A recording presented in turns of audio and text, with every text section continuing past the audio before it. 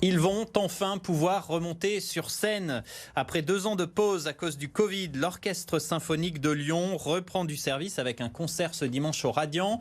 Alors rien à voir avec l'Orchestre national de Lyon et ses musiciens professionnels. Là, on parle de l'Orchestre symphonique composé de musiciens amateurs qui sont ravis de pouvoir enfin reprendre les spectacles. Lola Colomba.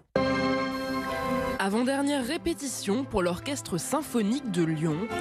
Dimanche, ils remonteront sur les planches après plus de 2 ans d'attente. Quand on a repris nos répétitions, on a vraiment senti que tous les musiciens étaient vraiment contents de se retrouver. Et par contre, ce qui nous a vraiment manqué, c'est la scène. C'est vrai que jouer pour soi, pour jouer en répétition, quand il n'y a pas l'enjeu du concert derrière, c'est un peu difficile. Et donc là, on a cette envie. Un spectacle qu'ils ont donc eu le temps de peaufiner. Cette année, le programme se veut riche et varié pour être au goût de tous. L'orchestre essaye de démystifier un petit peu la musique classique depuis quelques années. C'est-à-dire que chaque fois qu'on fait un programme, on a de la musique classique, mais on a de la musique de film, on a de la musique plus moderne aussi. Et là, on a une musique pour enfants aussi, puisqu'on a le Roi Lion, c'est Walt Disney. Une diversité qui se retrouve aussi dans la composition de cet orchestre amateur.